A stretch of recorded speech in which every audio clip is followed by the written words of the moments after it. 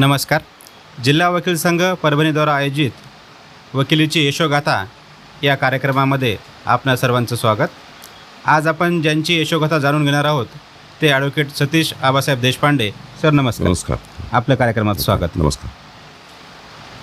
सर्वप्रथम आपण देशपांडे साहेबांच्या वकिली व्यवसायाविषयी जाणून घेणार आहोत. त्या अनुषंगाने सर, वकिली व्यवसाय येण्याकरता आपल्याला कौटुंबिक प्रोत्साहन होतं का आपण आपल्या इच्छेनुसार वकिली व्यवसायामध्ये आलेले आहात? नाही, मला वडिलांच्या आग्रहास्तव वकिलीमध्ये यावं लागलं. वडिलांचा जो आग्रह होता तो मी टाळू शकलो नाही. वास्तविक मी वकिलीमध्ये येण्याच्या विचारात नव्हतो. सुरुवातीपासून मी इतिहासाचा विद्यार्थी राहिलेलो आहे. इतिहास हा माझा फार आवडता विषय कायम राहिला आहे आणि त्यामुळे मी वकिली व्यवसायात येण्याचा कधीच विचार केला नव्हता. परंतु घरगुती परिस्थिती अशी होती की वडिलांची फार प्रबळ इच्छा होती की मी वकील व्हावं. त्याचं दुसरंही कारण असं होतं की ते स्वतः 50-55 वर्ष परभणी जिल्हा व सत्र न्यायालय येथे वकील म्हणून कार्यरत होते आणि त्यांच्या ऑफिसनंतर म्हणजे माझ्यानंतर तिथं कोणी वकील होणारही नव्हतं. त्यामुळे त्यांचा फारच आग्रह होता की त्यांनी मी वकील व्हावं आणि त्याकरता मला वकील व्हावं लागलं. कौटुंबिक परिस्थिती अशी होती की वकील होण्याशिवाय पर्याय नव्हता, कारण वडिलांचा इतका आग्रह तो मी टाळू शकत नव्हतो. त्यामुळे मी वकिलीत आलो. वकील झाल्यानंतर आपण ज्युनियरशिप म्हणून एक जो कालावधी असतो वकिलासाठी तो ऑफिसलाच केला आपल्या वडिलांकडेच का अजून कोणतं ऑफिस आपण जॉईन केलं त्याच्यासाठी? नाही, साहजिकच वडील वकील असल्यामुळे फार मोठं ऑफिस घरीच होतं. एक्सक्लुझिव्ह सिव्हिल ऑफिस असल्यामुळे घरी काम करायला मला भरपूर संधी होती. परंतु माझे एक स्नेही माझ्या मित्रांचे वडील बाळासाहेब देशपांडे जिंतूरकर जे आज हयात नाहीत दुर्दैवाने, तर त्यांच्या आजारपणामध्ये त्यांना मला भरपूर सहाय्य करावं लागलं. त्यांची डायरी मला 2-3 वर्ष सांभाळावी लागली आणि त्या काळामध्ये मलाही एक ज्युनियर म्हणून खूप मोठी संधी प्राप्त झाली. जिंतूरकर साहेबांचं काम भरपूर मोठं काम होतं. त्यामुळे त्यांच्या ऑफिसला मी कार्यरत असताना मला माझीही संधी, माझंही ऑफिस आणि त्यांचंही ऑफिस असे दोन्हीही काम मला करावं लागायचं. आणि जिंतूरकर साहेबांचा प्रभाव हा माझ्या वकिली व्यवसायात कायम राहिलेला आहे.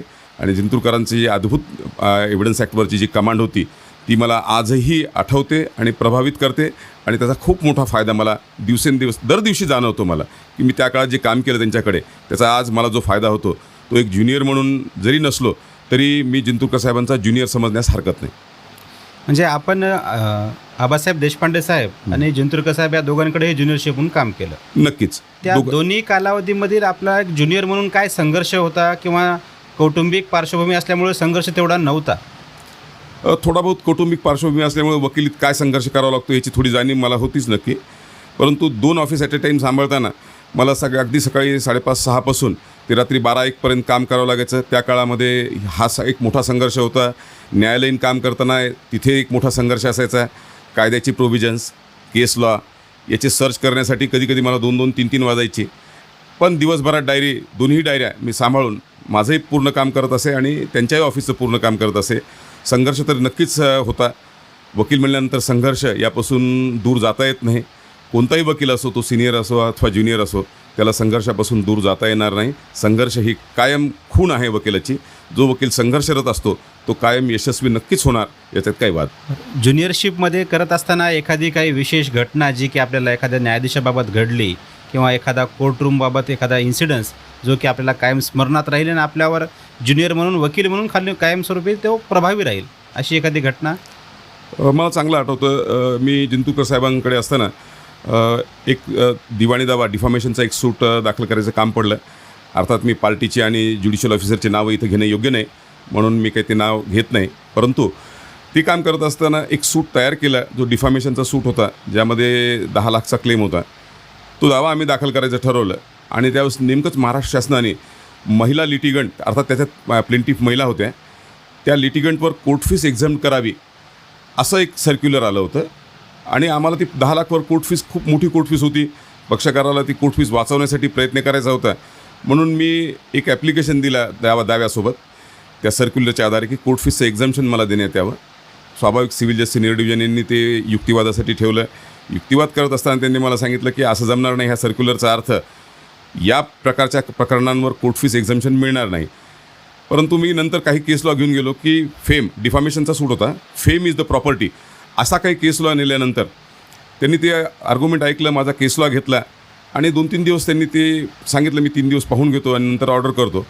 3 दिवसानंतर त्यांनी पुन्हा मला बोलवलं आणि त्यांनी मला ॲप्रिशिएट केलं. त्यांनी सांगितलं की अशाच प्रकारचा जर संघर्ष तुम्ही करत राहिले तर तुम्हाला वकिलीमध्ये चांगलं यश मिळेल. कारण फेम इज अ प्रॉपर्टी अशी फाइंडिंग रेकॉर्ड करून त्यांनी कोर्ट फीस एक्झम्प्ट केली आणि 1994चा कोर्ट फीस एक्झम्पशनचा सर्क्युलरचा त्या पक्षकाराला फायदा मिळाला आणि फार मोठी कोर्ट फीस त्यामध्ये वाचली. तर असा संघर्ष कायम वकिलाला करत राहावा लागतो. तशीच दुसरी एक घटना अशीच कोर्ट फीस वाचवणं जसं वकिलांचं काम असतं पक्षकारासाठी. एका प्रकरणामध्ये मी कोर्ट फीस वाचावी म्हणून एक ॲप्लिकेशन दिलं. तर त्यावेळेस मला सिव्हिलच्या सिनियर डिव्हिजननी एक कॉमेंट केली आणि त्यांनी सांगितलं तुम्ही टॅक्स इव्हेडर आहात. इव्हेडर हा या शब्दाचा अर्थ मला थोडा खटकला आणि मी त्यांना विनंती केली साहेब म्हणलं तुम्ही मला इव्हेडर म्हणू नका. बॉम्बे कोर्ट फीस ॲक्टच्या कलमांचा मी अर्थ लावतो आहे. कलमांचा अर्थ लावणं चोरी हा असा होत नाही. जर समजा त्याच्यात पक्षकाराला फायदा होत असेल तर तो दिला पाहिजे. त्यावरून माझं आणि त्यांचा बराच विवाद झाला. पण अर्थात नंतर तो विवाद थंड झाला. डायसवरचे विवाद असतात ते संपतात तिथे, पण संघर्ष हा कायम राहतो. अशी 2 प्रकरणं मला ज्युनियरशिपच्या काळामध्ये आठवतात. दोन्ही प्रकरणामध्ये मला अपेक्षित निर्णय मिळाले आणि दोन्ही प्रकरण चांगली चालली. एक कनिष्ठ वकील ते आत्तापर्यंतचा एक प्रगल्भ वकील किंवा सध्याचे ज्येष्ठ सदस्य वकील संघातले, या अनुषंगानं हा जो प्रवास आहे तो तुम्ही आत्ताच्या स्टेजला काय त्याचं वर्णन कराल?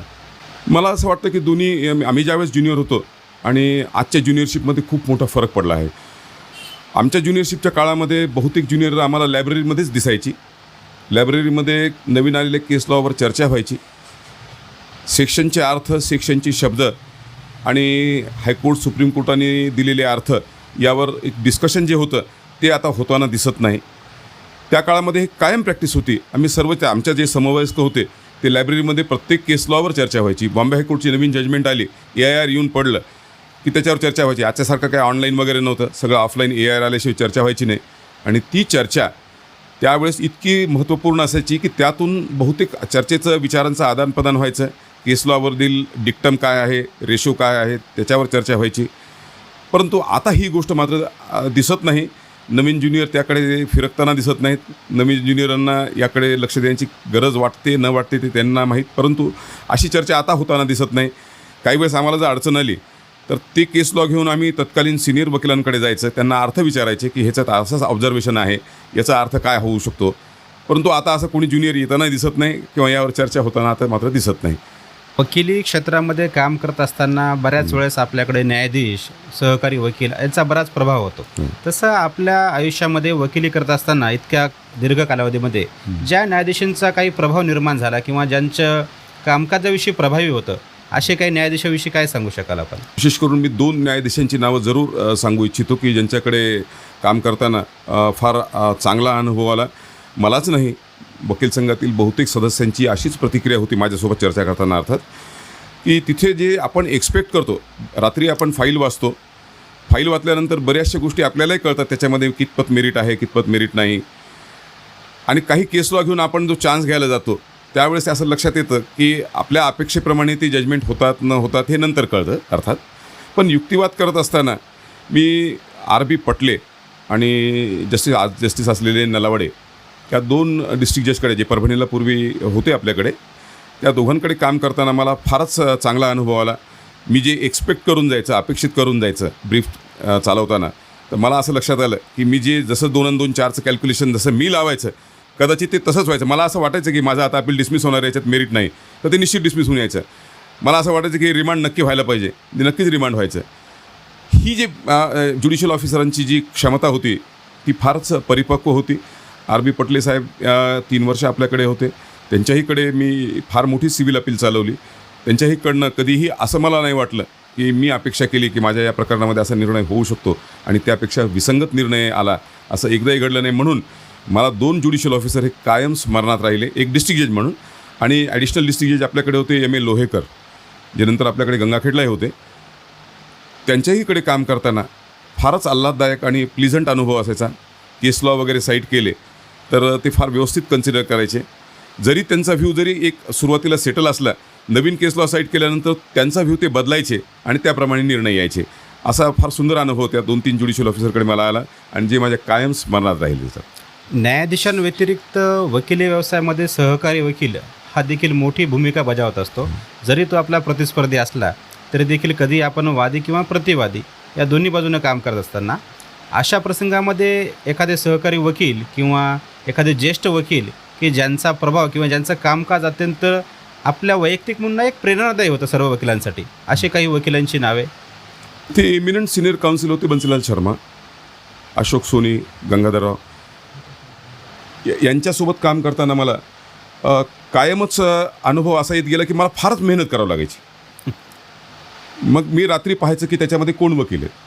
शर्मासाहेब असले तर रात्री मला 2 आणि 3 जरी वाजले तरी माझं समाधान होत नाही तोपर्यंत मी ती ब्रीफ सोडत नसायचो. हे 2-3 सिनियर काउन्सिलचा कायम प्रभाव माझ्यावर कायमच राहिला, कारण ती ज्या वेळेस विरुद्ध बाजूला असायचे त्यावेळेस अचानकपणे नवीनच काहीतरी गोष्ट घेऊन यायचे आणि मग ज्याला उत्तर देणं फारच अवघड होऊन बसायचं. मग त्यावेळेस स्वाभाविकपणे आपण तयार असणं अपेक्षित आहे.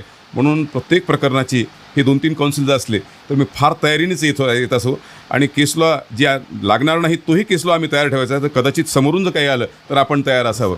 म्हणून या अँगलनी ह्या 2-3 सिनियर काउन्सिलचा फार मोठा प्रभाव माझ्यावर कायम राहिलेला आहे. त्याचा म्हणजे वकिली व्यवसायात फक्त आपला अभ्यास महत्त्वाचा नसून स्पर्धकाचा अभ्यासाच्या पुढे आपल्याला जावं लागेल, नक्की, तरच नक्कीच. आपल्याला त्या प्रकरणामध्ये यश म्हणा किंवा आपल्या प्रयत्नांची पराकाष्ठा जे म्हणतो ते आपल्याला गाठता येईल. विशेष करून शर्मासाहेबांसोबत काम करताना हा अनुभव फार नेहमी यायचा. आम्ही आर्ग्युमेंटला जायचं, शर्मासाहेबांनी ज्यावेळेस आर्ग्युमेंट सुरू करायची त्यावेळेस ते आमच्या अपेक्षेपेक्षा फारच वेगळ्या यायच्या आणि मग आमची भंबेरी उडायची. मग तिथं काय करायचं हा प्रश्न यायचा. मग कोर्टाला वेळ मागून घ्यायचा किंवा एखाद दिवस पुढे घ्यायचा, मग पूर्ण तयारीने यायचं. आणि अशा परिस्थितीमध्ये मला असं वाटतं की शर्मासाहेब, गंगाधरराव, सोनीसाहेब हे समोर जर विरोधात असतील तर आम्ही फार तयारीने आणि फारच प्रिपेअर्ड होऊन यायचं. अन्यथा यांचा प्रभाव जो आहे तो विरोधी वकील म्हणून असो का सहकारी वकील म्हणून असो तो फार मोठा प्रभाव आजही मला लक्षात आहे माझ्या. आपल्या आयुष्यातील एखादी स्मरणीय केस अशी की ज्याच्यामुळं वैयक्तिक पातळीवर आपल्याला वकील म्हणून म्हणा किंवा एक मनुष्य म्हणून बघा माणुसकीच्या दृष्टिकोनातून त्याच्याविषयी विशेष आकर्षण वाटलं किंवा ज्याच्यात आपण पक्षकाराला न्याय मिळवून दिला असं एखादं प्रकरण? एक प्रकरण मला ते अजूनही म्हणजे प्रॅक्टिसच्या सुरुवातीपासून ते मला आठवतं. 1993ला एक अपील मी दाखल केलं आणि त्या ह्याच्यामध्ये ते सूट वडिलांकडे होता. सूट डिसमिस झाला. फॅक्ट्स अशा होत्या थोडक्यात सांगायचं तर, एक हरिभाऊ नावाची व्यक्ती आहेत. त्या व्यक्तींच्या प्रॉपर्टीचं काही सिलिंगमध्ये ॲक्विजिशन झालं, सिलिंगमध्ये काही मालमत्ता गेली आणि उरलेली सर्व मालमत्ता टेनन्सी ॲक्टमध्ये गेली. आणि एक मोठा लँड होल्डर अगदी एक 2-3 वर्षामध्ये सिलिंग आणि टेनन्सीच्या ऑपरेशनमध्ये तो 0 एकरचा मालक झाला. त्याला काहीही शिल्लक राहिलं नाही. वास्तविक सिलिंग ॲक्टचा आणि टेनन्सी ॲक्टचा मूळ उद्देश असा नसून परंतु वास्तविक जमिनीवर तसं घडलं होतं. दोन्ही ऑर्डर झालेल्या होत्या. सिलिंगमध्ये ते ती सरप्लस जमीन दिसत होती त्यामुळे सिलिंगचा तर काही प्रश्न नव्हता. म्हणून माझ्या वडिलांनी एक सूट आणला आणि त्या काळामध्ये सिलिंगची डिक्लेरेशन सिव्हिल कोर्टामध्ये सर्रास चॅलेंज केली जायची. सेक्शन 9चा बार येत नव्हता. काही जजमेंट्स होती मुंबई हायकोर्टाची की प्रोसिजरल डिफॉल्ट सिलिंग ट्रिब्युनलने जर केले आपला टेनन्सी ट्रिब्युनलमध्ये झाले असतील तर त्याचं ॲक्शन इव्हन सिव्हिल कोर्टामध्ये डिक्लेरेशन मागता येतं. त्या ग्राउंडवर तो सूट आणला पण तो सूट टेक्निकल ग्राउंडवर डिसमिस झाला आणि त्याचा अपील मी चालवत होतो. माझ्याकडे जवळ असा एक पक्षकार होता की जो पूर्वी जमीनदार होता, त्याला भरपूर जमीन होती, परंतु मी त्याच्यातर्फे उभा होतो की ज्याला 0 एकर होल्डिंग होती. अर्थात त्याचीच परिस्थिती एवढी गंभीर होती की त्याला खर्चालाही पैसे देणं शक्य नव्हतं. स्वाभाविकपणे मी फीस त्याच्याकडून काहीच घेतली नाही. मी ते अपील चालवत होतो. अपील चालवताना तत्कालीन म्हणजे आता सांगितलं नलावडे साहेब यांच्याकडे ते मॅटर लागलं होतं आणि मला असं वाटतं की ते 1-2 दिवस झाले होते. एकच दिवस झाला होता. आलेल्या दिवशी ज्या दिवशी ते डायसवर बसले त्या दिवशीच ते अपील लागलं आणि साहेबांनी मला सांगितलं की हे अपील चालवावं लागेल, आज दुसरं काम चालत नाही काही. म्हणलं साहेब हे अशा फॅक्ट्स आहेत, मला तयारी करून चालवावं लागेल, मला काही माहिती नव्हतं, आपण आज चालवाल. ते म्हणले तसं काही नाही, तुम्ही फॅक्ट्स सांगा, बाकीचं वाटलं तुम्हाला अडचण तर आपण पुन्हा हिअरिंगला ठेवू. मला जेवढ्या फॅक्ट्स माहीत होते तेवढ्या मी त्यांना सांगितल्या. त्या फॅक्ट्स त्यांनी ऐकल्या आणि त्यांनी सांगितलं की ठीक आहे मी पाहतो आणि तुम्हाला उद्या बोलवतो. दुसऱ्या दिवशी त्यांनी मला बोलवलं. सांगा म्हणाले तुमची काय आर्ग्युमेंट आहे सर, मला जी काही लक्षात आलं त्यावर. मग मी त्यांना सांगितलं, काही केस लॉ दिले. अर्ध्या-पाऊण तासामध्ये माझं अपील अलाव झालं होतं. टेनन्सीचे सगळ्या ऑर्डर्स न्यायालयाने डिक्लेअर केल्या होत्या, रद्द केल्या होत्या आणि त्या पक्षकाराला जवळपास 30 ते 32 एकर जमीन याचा फायदा झाला. तो जमीन आजही एन्जॉय करतो. अगदी मधून मला आठवण येते. आज ती हयात नाहीत पक्षकार, परंतु त्यांचे वारसही येऊन भेटून जातात, सदिच्छा भेट देतात.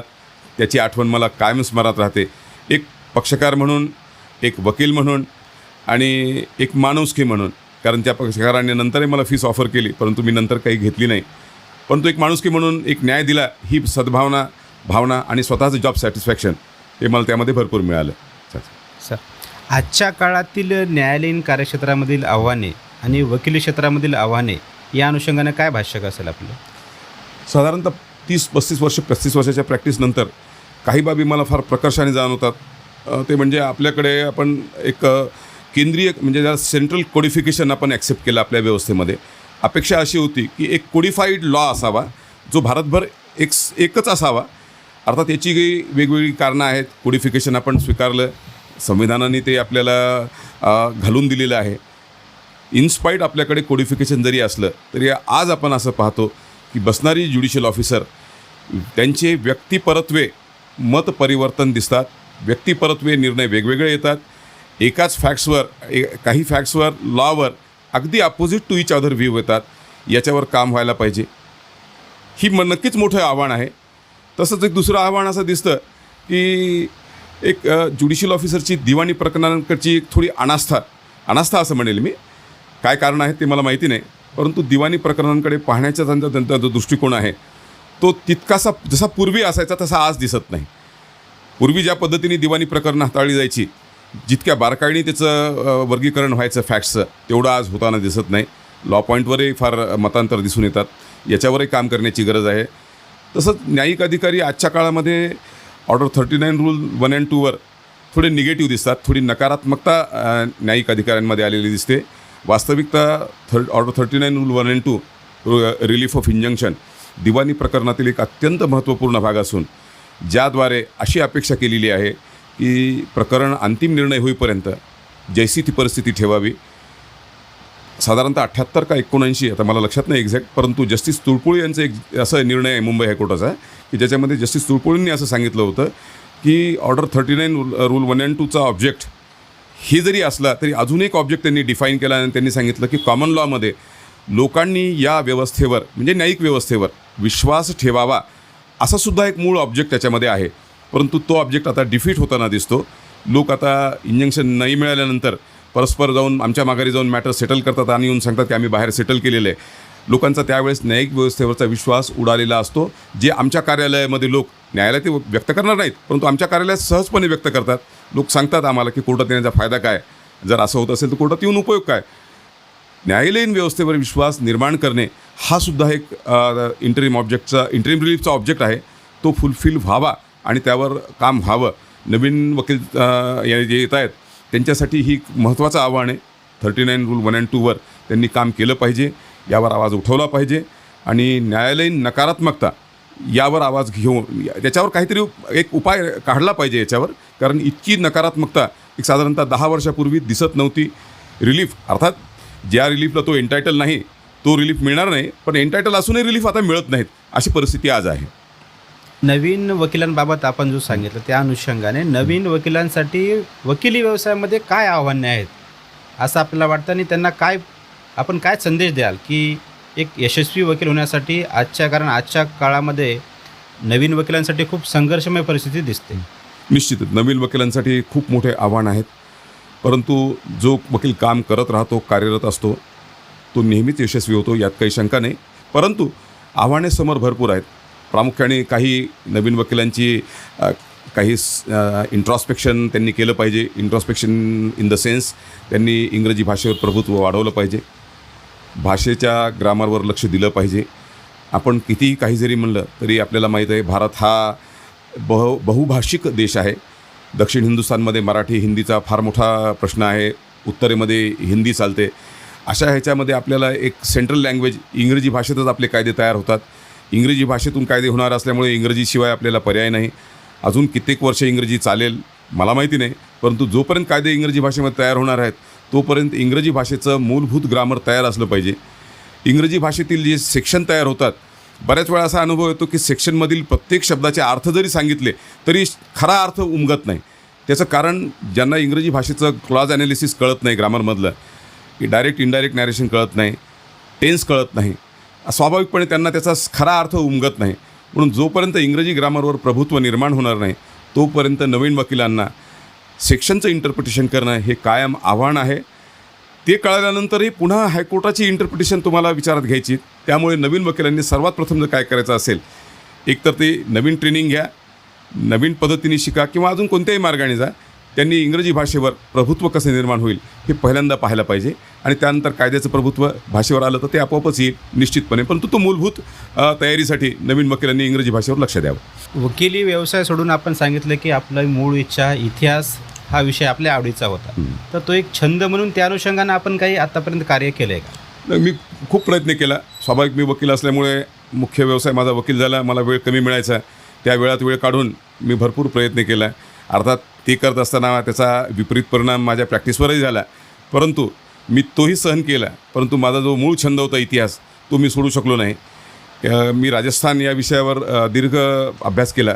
राजस्थानच्या विषयावर अभ्यास करताना गेल्या वर्षी माझं एक पुस्तकही या विषयावर प्रकाशित झालं होतं आणि राजस्थानचा एक इतिहास, समग्र इतिहास मी जेवढा कमीत कमी शब्दामध्ये आणण्याचा प्रयत्न केला. ते मला द्या. या पुस्तकात मी प्रयत्न असा केला होता की जो परकीय आक्रमकांचा लोंढा राजस्थानच्या शूरांनी थोपवला, त्याचं विवेचन मराठी भाषेत व्हावं आणि त्याच्याबद्दलच्या विसंगती दूर व्हाव्यात असा मी प्रयत्न केला होता. अर्थात या विषयावर मी खूप लिखाणही केलं होतं. खूप माझे बरेच लिखाणमाला चालली होती. दर रविवारी ते प्रकाशित होत असे आणि या विषयावर मी शेकडो व्याख्यानंही केलेली आहेत. आणि मूळ इतिहास विषय असल्यामुळे वकील असूनही मी तो सोडू शकलो नाही आणि तो कायम त्याचा इंटरेस्ट माझा आजही आहे आणि आजही मी नवीन विषयावर काम करतो आहे.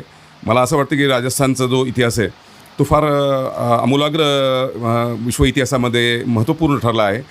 परकीय आक्रमकांचे लोंढे ज्यावेळेस भारतात येत असत, जग त्यांच्यासमोर नतमस्तक झालं, परंतु राजपूत वीरांनी जो अद्भुत संघर्ष केला तो का केला, त्यांच्यावर काय प्रभाव होता, जग सगळं संपलं परंतु ते का लढत राहिले, यावर मी सध्या संशोधन करतो आहे. अपेक्षित आहे या दोन वर्षात मी नवीन पुस्तक त्यावर लिहून पूर्ण करील आणि प्रकाशित करेल. धन्यवाद सर. तर हे आहेत ॲडव्होकेट सतीश देशपांडे. यांच्याविषयी झालेला आपला संवाद हा नक्कीच प्रेरणादायी आणि माहितीपूर्ण असा होता. सर, आपण जिल्हा वकील संघ परभणीला वेळ दिल्याबद्दल आपले आभार.